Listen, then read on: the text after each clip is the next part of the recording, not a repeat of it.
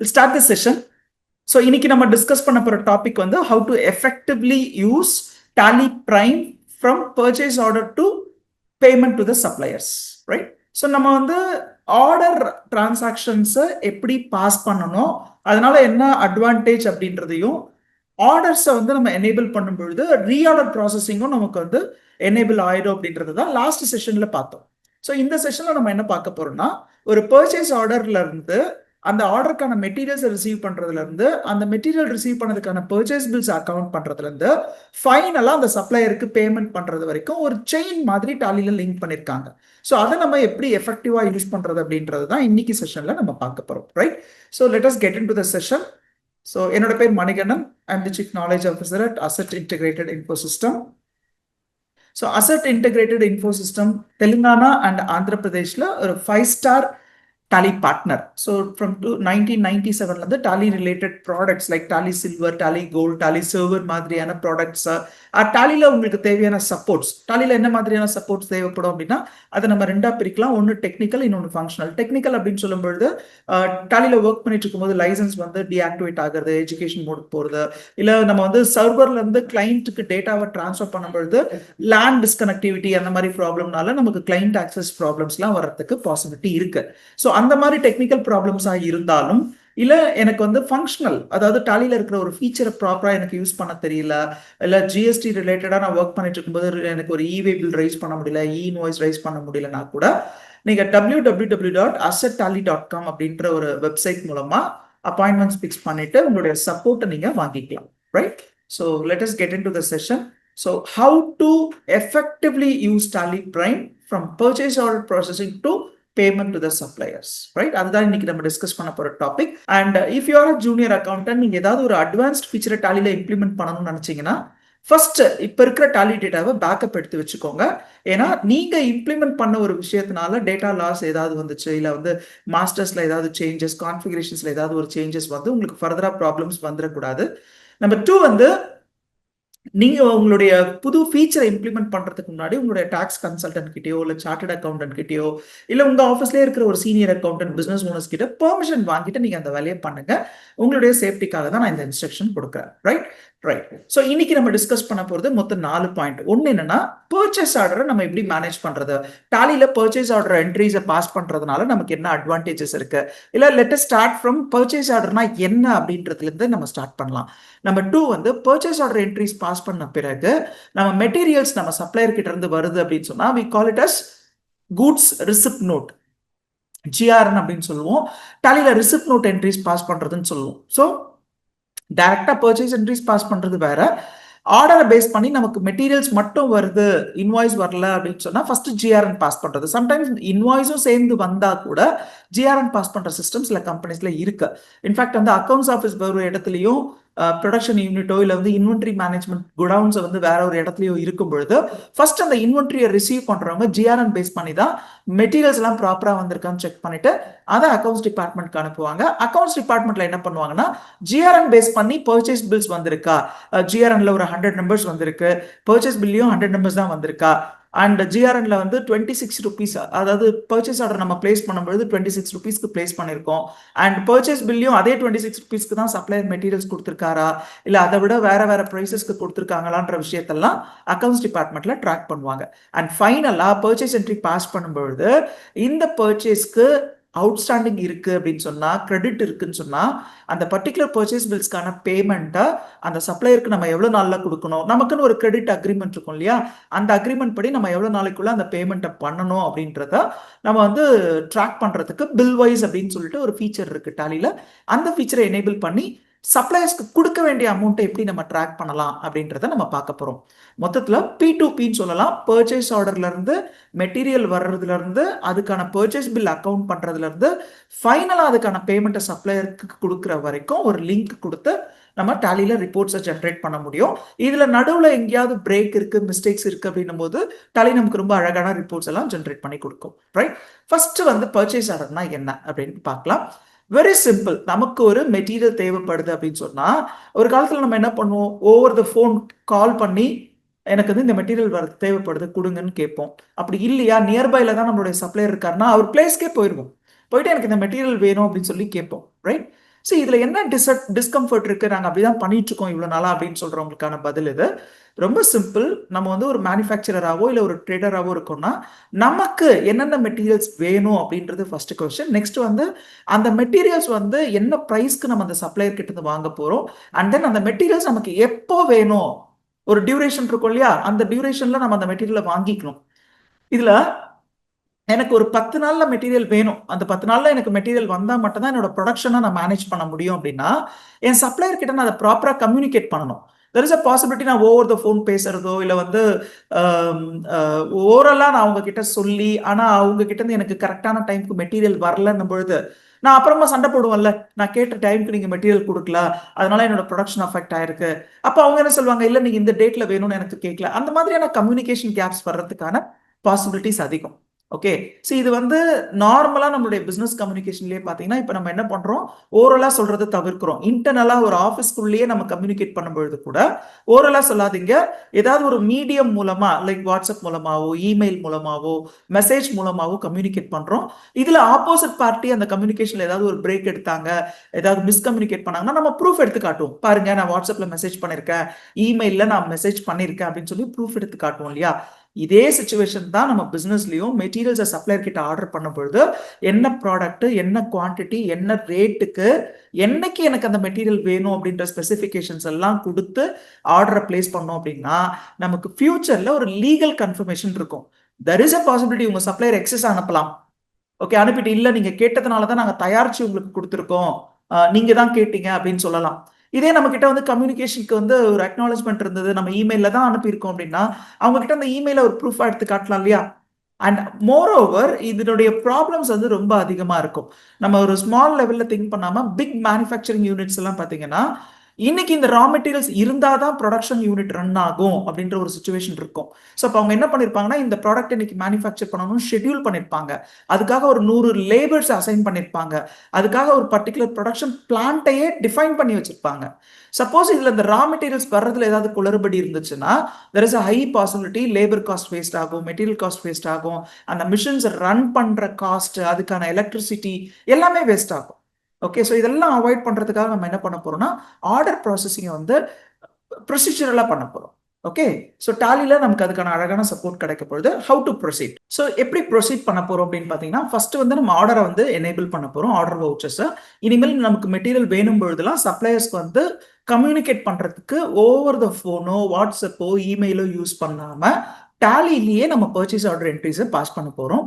Number 2, தென் materials நம்ம கைக்கு வரும்பொழுது அதை நம்ம டைரக்டா பர்ச்சேஸ் என்ட்ரின்னு போடலாம், தப்பு இல்லை. ஆனா பர்ச்சேஸ் என்ட்ரியில மட்டும் ரெக்கார்ட் பண்ணாம ஜிஆர்என் ரிசிப்ட் நோட்ல ரெக்கார்ட் பண்ணி அதை ரெக்கார்ட் பண்ணும்பொழுதே நம்ம ஆர்டர் எவ்வளவு ப்ராஸ் பண்ணிருக்கோம், மெட்டீரியல் எவ்வளவு வந்திருக்குன்றதெல்லாம் ட்ராக் பண்றதுக்காக பிஓ நம்பரை நம்ம ட்ராக் பண்ணுவோம். அண்ட் தேர்ட் ஸ்டேஜ்ல பாத்தீங்கன்னா மெட்டீரியல் வந்ததுக்கும் பர்ச்சேஸ் பில்ஸ்க்கும் ஏதாவது டிஃபரன்ஸ் இருக்கான்றத பர்ச்சேஸ் வவுச்சர் டைப் என்ட்ரி பண்ணும்பொழுது நம்ம ட்ராக் பண்ணலாம்.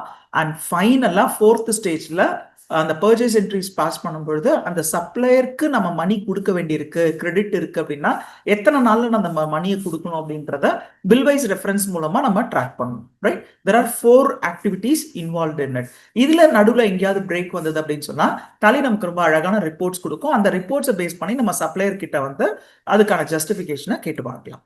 ரைட், ஸோ நான் இந்த எக்ஸாம்பிள்ஸை டெமான்ஸ்ட்ரேட் பண்றதுக்கு ஒரு கம்பெனி கிரியேட் பண்ணி வச்சிருக்கேன், பரத் எலக்ட்ரானிக்ஸ் பிரைவேட் லிமிடெட் அப்படின்னு சொல்லிட்டு.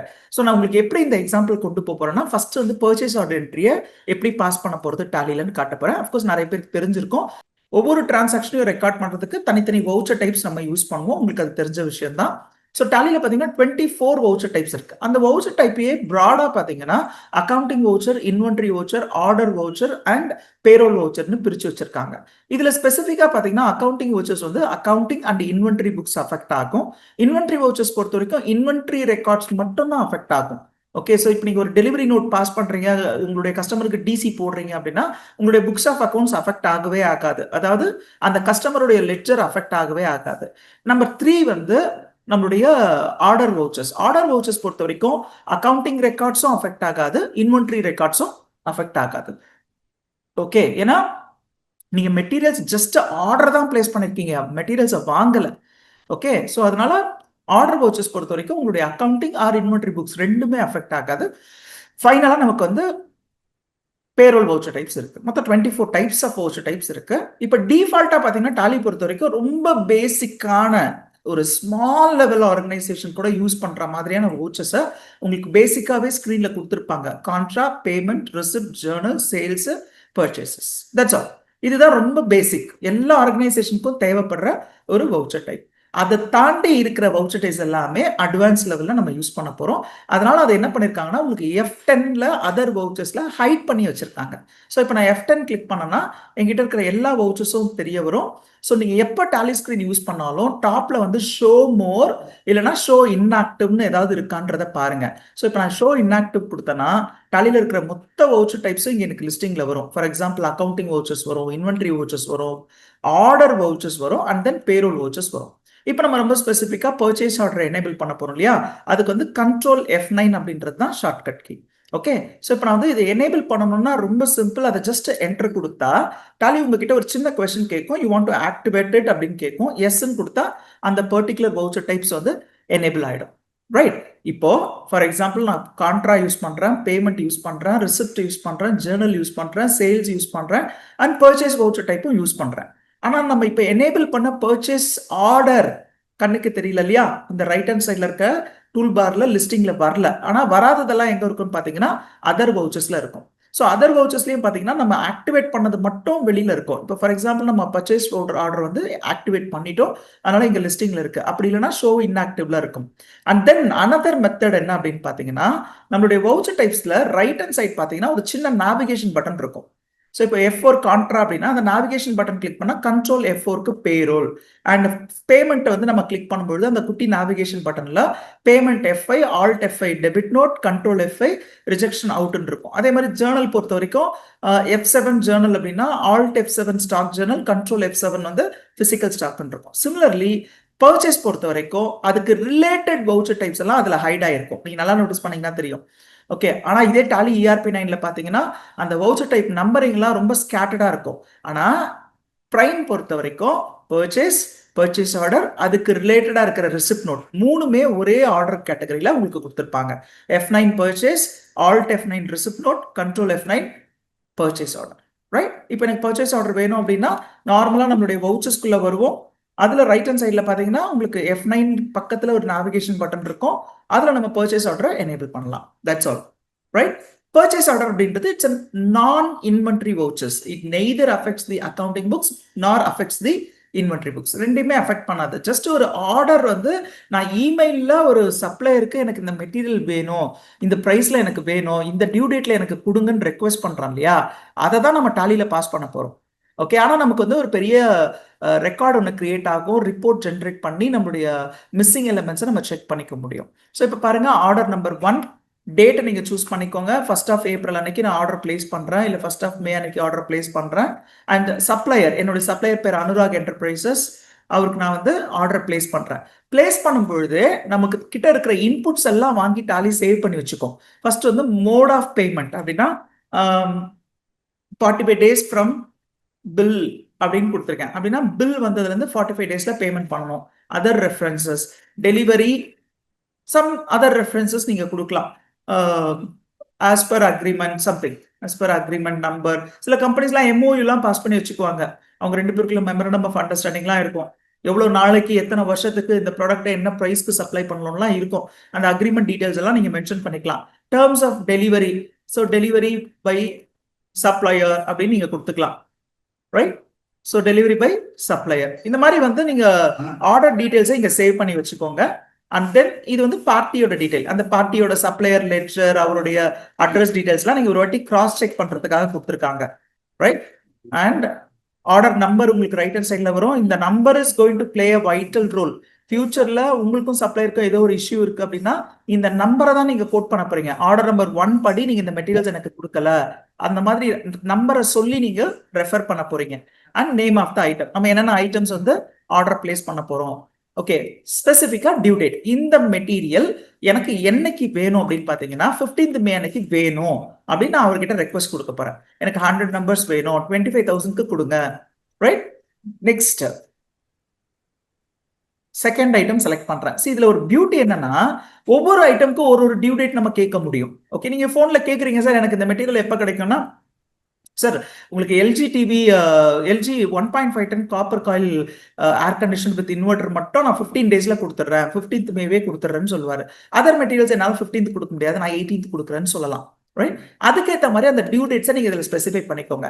இன் சம் கேசஸ் சப்ளையர் ஒரு டேட்ல கொடுக்குறேன்னு சொன்னா கூட நமக்கு அந்த டேட்ல வேண்டான்ற மாதிரி சுச்சுவேஷன்ஸ் இருக்கும். ஸோ இது என்ன சார் காமெடியா இருக்கு, நம்ம தான் அவங்க கிட்ட கேட்போம், சப்ளையர் இந்த டேட்ல கொடுக்க முடியாது, கொஞ்சம் நாள் ஆகும்னு சொல்றதுக்கு சான்சஸ் இருக்கும். ஆனா சில சமயங்கள்ல அவங்க கிட்ட மெட்டீரியல் அவைலபிளா இருந்தா கூட ஏர்லியா நமக்கு கொடுத்துட்டாங்கன்னா நம்மளுடைய குடவுன்ல வைக்க ஸ்பேஸ் இருக்காது. ரைட், ஸோ இதெல்லாம் மைண்ட்ல வச்சுக்கிட்டு நமக்கு இந்த மெட்டீரியல் எப்போ வேணுமோ அந்த டேட்ல எனக்கு இந்த டேட்ல டெலிவரி பண்ணா போதும் அப்படின்னு சொல்லி நம்ம அவங்க கிட்ட கேட்கலாம். அண்ட் இதுல இன்னொரு விஷயமும் இருக்கு, நமக்கு டெலிவரி பண்ணிட்டா பர்ச்சேஸ் பில் கொடுப்பாங்க, பர்ச்சேஸ் பில் கொடுத்துட்டா நம்ம பேமெண்ட் பண்ணணும். ரைட், அதனால நம்ம என்ன பண்ணணும்னா என்னைக்கு டேட்ல இந்த மெட்டீரியல் நமக்கு வேணும்ன்றதையும் நம்ம ரெக்வஸ்ட் பண்ணலாம். சரி, சுத்தி இந்த விஷயங்கள் எல்லாமே பாத்தீங்கன்னா நான் மெட்டீரியல் மேனேஜ்மெண்ட்க்குன்னு சொன்னேன். Not only for the material management, also for the work. நம்ம வந்து இவ்வளவு மணி வந்து சப்ளையர் கிட்ட இருந்து சப்ளையருக்கு நம்ம பண்ண வேண்டியிருக்கு அப்படின்றதுனா பட்ஜெட்லயே நம்ம அதை மென்ஷன் பண்ணிக்கும் பொழுது நம்மளுக்கு மணி சர்க்குலேஷனுக்கு ப்ராப்ளம் இல்லாம இருக்கு. ஓகே, ஸோ இப்போ பாருங்க இந்த என்ட்ரி நான் சேவ் பண்ண போறேன். ஐ மீன் நான் இந்த பர்ச்சேஸ் என்ட்ரி வந்து ஆர்டர் பிளேஸ் பண்ணியாச்சு. இந்த சப்ளையர் கிட்ட இருந்து 15th ஒரு மெட்டீரியலும் 20th மே எனக்கு ஒரு மெட்டீரியலும் வேணும்னு சொல்லி நான் ரெக்வஸ்ட் கொடுத்துருக்கேன். That's all. நான் ஆர்டர் பிளேஸ் பண்ண பிறகு எனக்கு ஆட்டோமேட்டிக்கா டாலில டிஸ்பிளே மோர் ரிப்போர்ட்ஸ், இன்வென்ட்ரி புக்ஸ், அது உள்ள போனீங்கன்னா உங்களுக்கு வந்து பர்ச்சேஸ் ஆர்டர் புக்ஸ் இருக்கும். இந்த பர்ச்சேஸ் ஆர்டர் புக்ஸ்ல போனீங்கன்னா நம்ம பிளேஸ் பண்ணிருக்கிற பர்ச்சேஸ் ஆர்டர்ஸ் எல்லாமே இங்க லிஸ்டிங்ல இருக்கும். இது வந்து it is equal to get the report from day book. Okay, day புக்ல இருந்து எடுத்தாலும் சரி, ஸ்டாட்டிஸ்டிக்ஸ்ல இருந்து எடுத்தாலும் சரி, அப்படி இல்லைன்னா பர்ச்சேஸ் ஆர்டர் அவுட்ஸ்டாண்டிங் ரிப்போர்ட்ல இருந்தும் நீங்க எடுத்துக்கலாம். பாருங்க, list of purchase order vouchers இருக்கா. இதையே நம்ம வேற மெத்தட்ல எப்படி எடுக்கலாம் அப்படின்னா டிஸ்பிளே ஸ்டேட்மெண்ட் ஆஃப் அக்கவுண்ட் ஸ்டாட்டிஸ்டிக்ஸ்ல போனாலும் பர்ச்சேஸ் ஆர்டர் அப்படின்றது தனி வவுச்சர் டைப்பா இருக்கும். அங்க இருந்தும் இந்த ரிப்போர்ட்டை நீங்க பார்க்கலாம். சேம் திங் தான், list of purchase order voucher. அப்படி இல்லையா டைரக்டா நீங்க டே புக்ல இருந்தே கூட இந்த ரிப்போர்ட்ஸை பார்த்துக்கலாம். ரைட், டாலி பிரைம் பொறுத்த வரைக்கும் டே புக் நமக்கு 2 இடத்துல இருக்கு. கேட்வே ஆஃப் டாலிலையும் இருக்கு, டிஸ்பிளே மோர் ரிப்போர்ட்ஸ்லயும் இருக்கு. நான் கேட்வே ஆஃப் டாலிலேயே டே புக் இருக்கிறதுனால நான் அங்கேயே ஆக்சஸ் பண்ணிடுவேன். அங்கேயுமே பாத்தீங்கன்னா எனக்கு டே புக்ல அந்த பர்ச்சேஸ் ஆர்டர் வந்து இங்க வந்திருக்கும். சரி, இப்போ நான் ஒரு முக்கியமான ஒரு விஷயம் சொல்றேன். அது என்னன்னா பர்ச்சேஸ் ஆர்டர் பொறுத்த வரைக்கும் நான் அக்கவுண்டிங் நான் இன்வென்ட்ரி வவுச்சர் நான் சொல்லியிருந்தேன். ஏன்னா இது அக்கவுண்டிங் புக்ஸையும் அஃபெக்ட் பண்ணாது, இன்வென்ட்ரி புக்ஸையும் அஃபெக்ட் பண்ணாது. சரி, ஸ்டாக் சம்மரி போய் பார்க்கலாமா. நம்ம ஆர்டர் பிளேஸ் பண்ணிருக்கோமே, அந்த மெட்டீரியல் வந்துருச்சா? வரல, ஜஸ்ட் ஆர்டர் தான் பிளேஸ் பண்ணிருக்கோம். ரைட், சரி, அப்போ நம்ம பர்டிகுலர் சப்ளையரோட புக்ஸ் ஆஃப் அக்கவுண்ட்ஸ்ல போய் பார்க்கலாமா? பாருங்க, அப்படின்னா என்ன அர்த்தம்னா புக்ஸ் ஆஃப் அக்கவுண்ட்ஸ் எல்லாம் அஃபெக்ட் பண்ணவே பண்ணாது. நம்ம பிளேஸ் ஆர்டர்ஸ் வந்து டிஸ்பிளே மோர் ரிப்போர்ட்ஸ்ல, ஆர்டர் இன்வென்ட்ரி புக்ஸ்ல, ஆர்டர் வவுச்சர்ஸ்ல சேவ் ஆயிடும். ஓகே, தென் இதனால என்ன பிரயோஜனம் அப்படின்னு பாத்தீங்கன்னா நிறைய மெட்டீரியல்ஸ் நம்ம ஆர்டர் பண்ணி வாங்கிட்டு இருப்போம். ஃப்ரீக்வெண்டா ஒரே சப்ளையர் கிட்ட மல்டிபிள் மெட்டீரியல்ஸ் வாங்குவோம், இல்லனா மல்டிபிள் சப்ளையர்ஸ் கிட்ட ஒரே மெட்டீரியல் வாங்குவோம். இன்னைக்கு எனக்கு குடவுன்ல மெட்டீரியல் ஷார்டேஜ் இருக்கு அப்படின்னா உடனே இப்ப நமக்கு எந்த மெட்டீரியல் எந்த சப்ளையர் கிட்ட இருந்து வரணும் அப்படின்ற மாதிரி நம்ம ட்ராக் பண்றதுக்கு ஸ்டேட்மெண்ட் ஆஃப் இன்வென்ட்ரி உள்ள போனா நம்மளுடைய பர்ச்சேஸ் ஆர்டர் அவுட்ஸ்டாண்டிங் எனேபிள்டா இருக்கும். சேல்ஸ் ஆர்டர் அவுட்ஸ்டாண்டிங்கும் இங்கே தான் இருக்கும், ஆனால் நம்ம இன்னும் எனேபிள் பண்ணலன்றதுனால ரிப்போர்ட்ஸ்க்கு வர மாட்டேங்குது.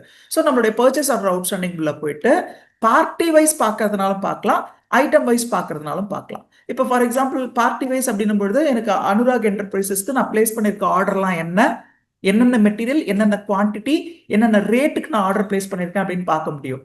இன்னும் நம்ம அதை என்டர் பண்ணி பார்த்தோம்னா எந்த மெட்டீரியல் எந்த பார்ட்டி அண்ட் என்ன ரேட்டுக்கு என்ன டேட்டுக்கு அந்த மெட்டீரியல் எனக்கு வேணும்னு நம்ம அவங்க கிட்ட ரெக்வஸ்ட் பண்ணணுமோ அந்த டேட்டும் அந்த லிஸ்டிங்ல வரும்.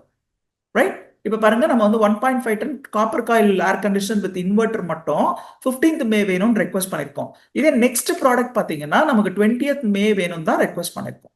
ஸோ இப்போ டாலி என்ன பண்ணணும்னா உங்களுக்கு வந்து அந்த மெட்டீரியல் டியூனா மட்டும் இந்த இடத்துல காட்டும்.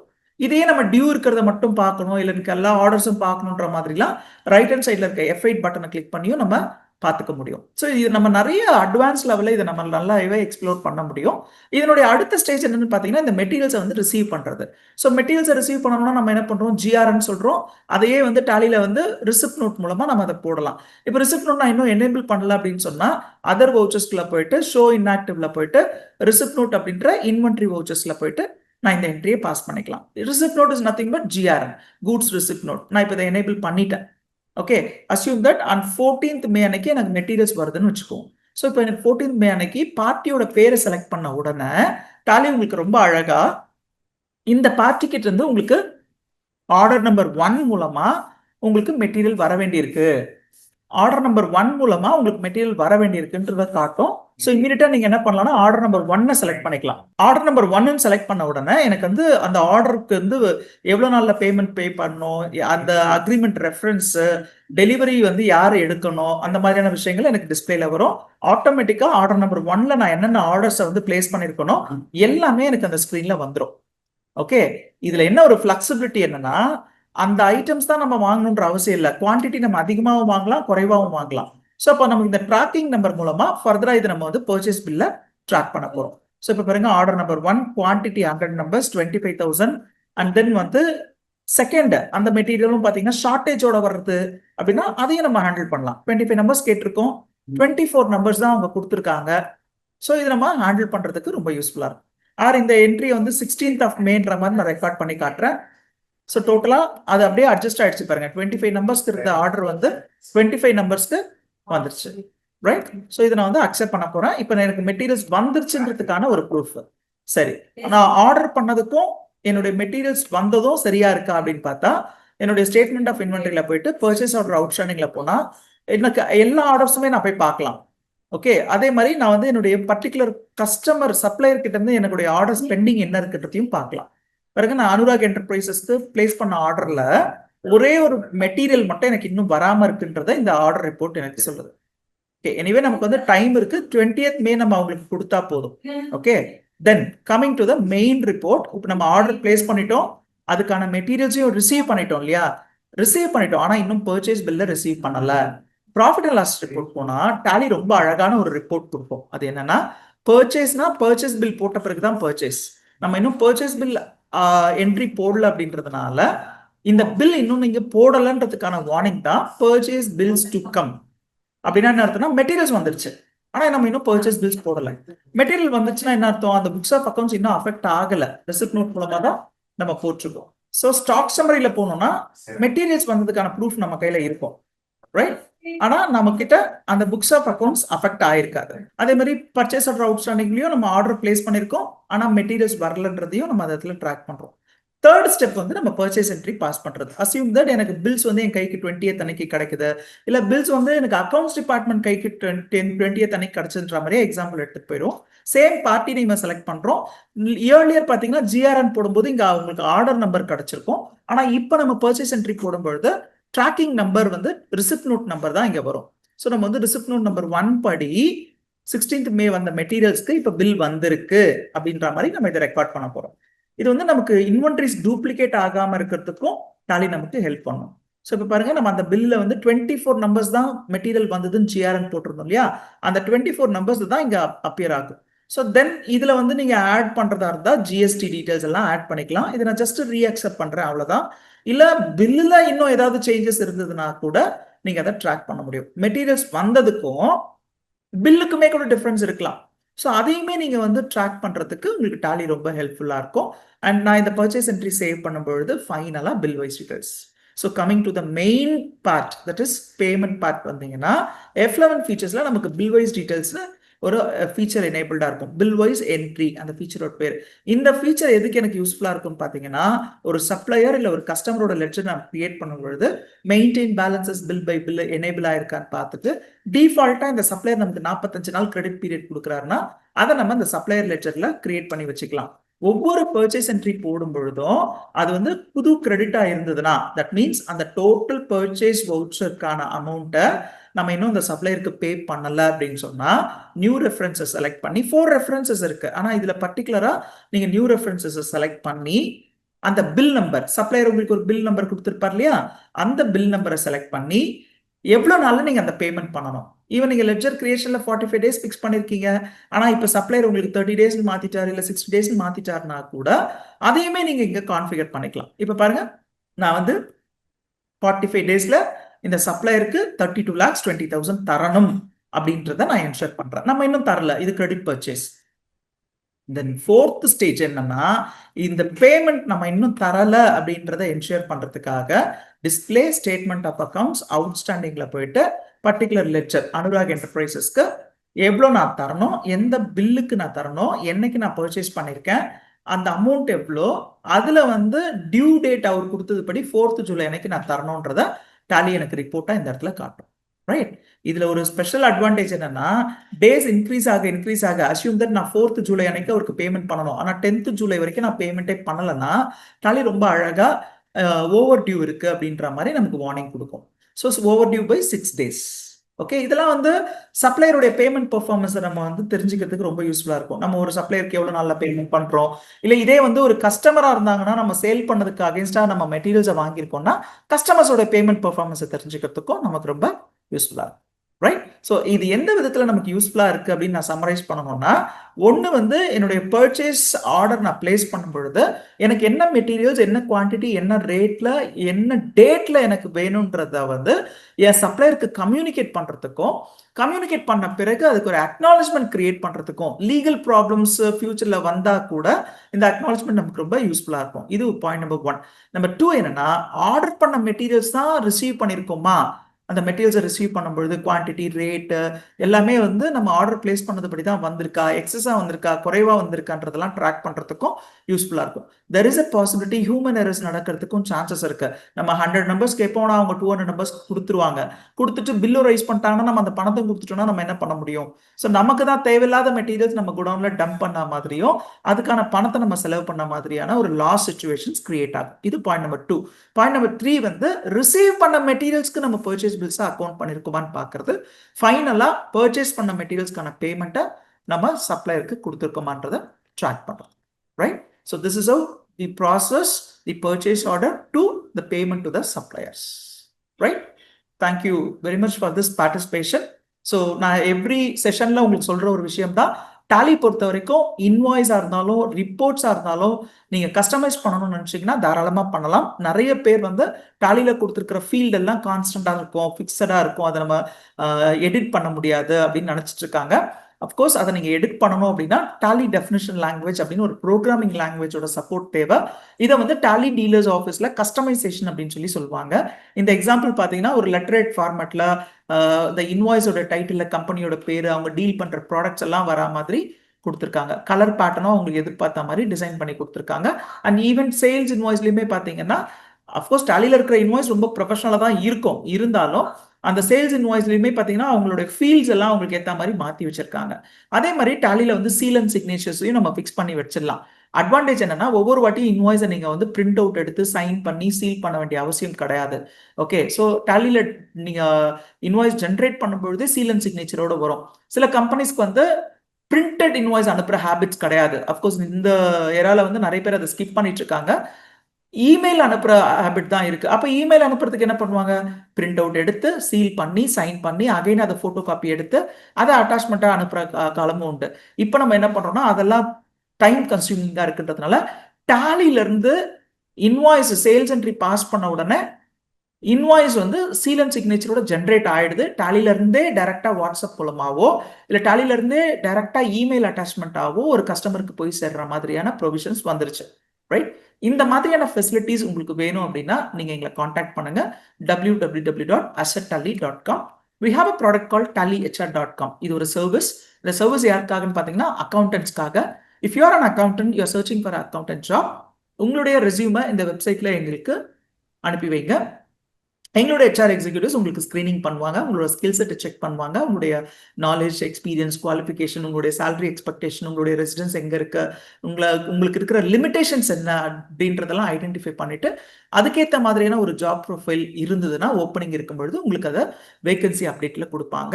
ஸோ ஒன்ஸ் நீங்க இந்த வெபினார்ஸ் அட்டன் பண்ண ஆரம்பிச்சிட்டீங்க அப்படின்னா நீங்க எல்லாருமே HOA உடைய, அதாவது ஹவுஸ் ஆஃப் அக்கௌண்டன்ஸ் உடைய கம்யூனிட்டியில நீங்க ஜாயின் பண்ணிடுவீங்க. அடுத்தடுத்த வெபினார்ஸ் பத்தின விஷயங்கள் உங்களுக்கு அப்டேட்டடா இருக்கும். அடுத்த வெபினாரோடைய மந்த்லி கேலண்டர்ஸ் உங்களுக்கு அதில் அப்டேட்டடா இருக்கும். வெபினார் ஸ்டார்ட் ஆகிறதுக்கு முன்னாடி அதுக்கான லிங்க் எல்லாமே உங்களுக்கு ஷேர் பண்ணுவாங்க. நீங்க எங்களை linkedin.com ஃபாலோ பண்ணலாம். Right? So thank you very much for the participation.